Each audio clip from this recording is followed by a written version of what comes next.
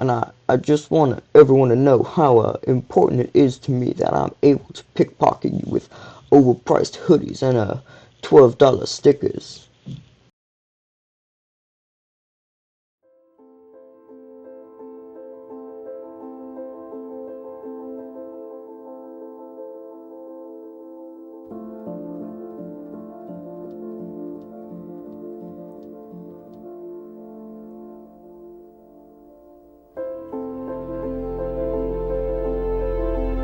Those were the last words Larpman said before shooting Dan TDM in the shoulder with a shotgun.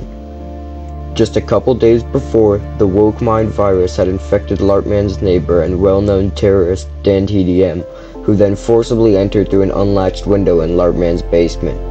Not much is known about Larpman's identity due to drama over his soon-discovered crimes against humanity, including the invention of the 2DS, the discontinuation of the 2DS, pitching Minecraft Story Mode to Mojang, and so many more horrendous crimes against mankind.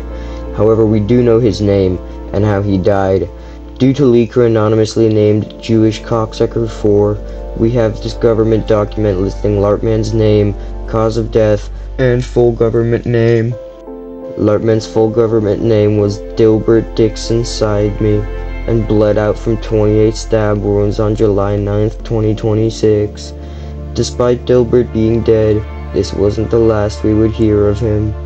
On July 15th, the YouTube channel BEARMAN6300 was created because every other number was currently in use. It was believed that Dilbert's close family operated this account, uploading old videos Dilbert made for fun to YouTube for everyone to remember him. But later we got it confirmed when news articles from New Jersey were putting out articles that confirmed serial killer Dan TDM had killed all of Dilbert's close family, including his father, who was said to be running the YouTube channel. With no one left to operate the YouTube account, everyone assumed that it had been lost in obscurity until some unknown source posted the 10 subscriber and 9 subscriber special videos. However, something was off, something that no one could explain. That voice in these videos, that was Dilbert's voice. Update, okay? All you sick fucks unsubscribed. It's now the 9 subscriber special. Fuck you. Somehow, Dilbert had survived and was seeking revenge. With Larpman back in the picture, Dan TDM was sure to come find him, but Larpman was counting on it. 3 days later, Jewish Cocksucker 4 leaked police reports of them having caught Dan TDM, but he had a shotgun wound from the shoulder and was barely clinging on to life. But how was this possible? It would take a very talented LARPer to fake such a convincing police report. How is Larpman alive? And most importantly, why is all of this happening? Well, viewer, I'm here to answer all those questions and more, but first, a quick message from this video's sponsor. TEDVPN is the fastest way to search the web undetected. Web browsers like Chrome and Bing both still track you in incognito mode. TEDVPN seeks to end that. You'll get these record-breaking searching speeds, and all that's required is your personal email and phone number. TEDVPN is not responsible for any death, dismemberment, or any of our actions. Larpman had survived his brutal murder and managed to regain control of his account. But what if I told you that Larpman never even got murdered? Yes, I'm inclined to believe that Dan TDM in fact killed the wrong person and then tracked down Dilbert's real family and killed them all.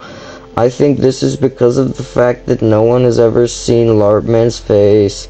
Yes, it's true. Even the leaked police report didn't include a face. Wait. No. How come this leaker was able to leak 2 incredibly secret files that no one even knew existed? And even if they were real, the police did in fact have a dead body that they believed was Dilbert. How would they know if that was just some mistaken man that Dan TDM ruthlessly murdered? Something isn't adding up. Unless it all does add up, what if the leaks were real? What if Dan TDM was never a serial killer at all?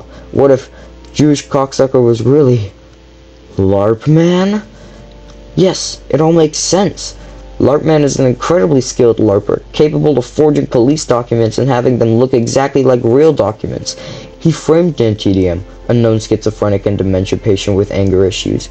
Dan TDM, upon seeing these fake files with his name on it, couldn't remember if he had actually done it or not, and walked right into Larpman's trap.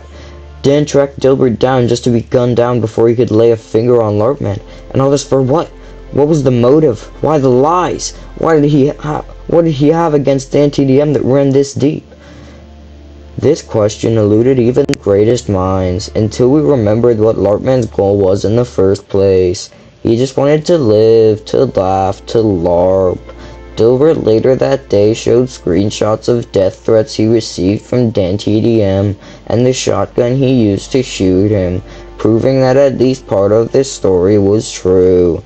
But what about Jewish Cocksucker 4? How did they play into this story?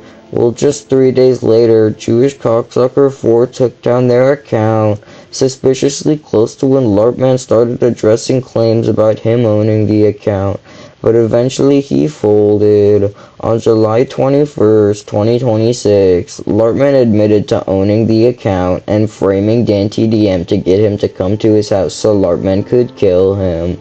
But instead of hate, his loving community only showed support, saying that it was reasonable because of the death threats that Larpman was receiving.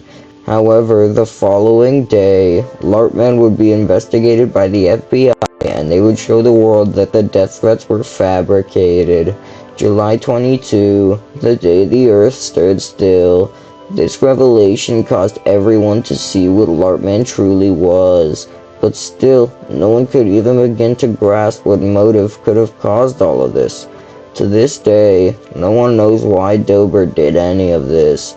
This story is one of many, and it just shows that you should never frame a dementia patient that doesn't remember whether they did it or not so they confront you so you can kill them. I would be a liar if I said this is the first time this happened, and it certainly won't be the last. Stay safe, and remember to do your research. Spreading lies and misinformation is how you end up like Larpman. Thank you for watching, and I will see you next time.